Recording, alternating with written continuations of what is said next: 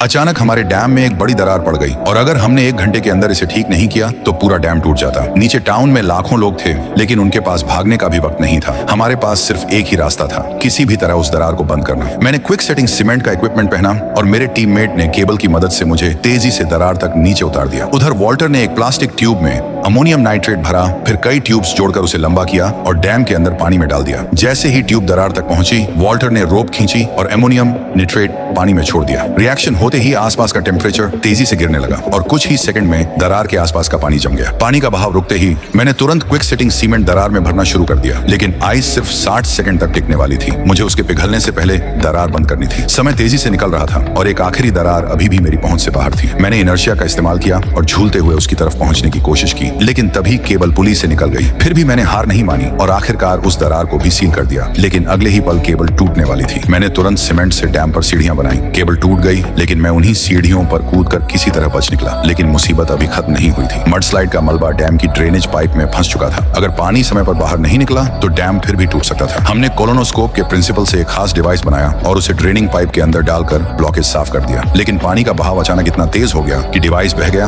और हमारा एक टीममेट भी उसके साथ पाइप में खिंच गया। अगर वो टरबाइन तक पहुंच जाता तो उसके टुकड़े टुकड़े हो जाते। वॉल्टर ने तुरंत एक नेट उठाया और आगे भागा। हमारे पास सिर्फ एक मौका था। हम दोनों ने सही वक्त पर नेट फेंका और अपने टीममेट को पकड़ लिया। फिर पूरी टीम ने मिलकर उसे बाहर खींच लिया, लेकिन बहकर आया इक्विपमेंट 2 टरबाइंस को खराब कर चुका था। अब सिर्फ एक टरबाइन काम कर रही थी और पानी निकालने की क्षमता काफी नहीं थी। डैम में पानी तेजी से बढ़ रहा था और अब इसके टूटने में सिर्फ 20 मिनट बचे थे।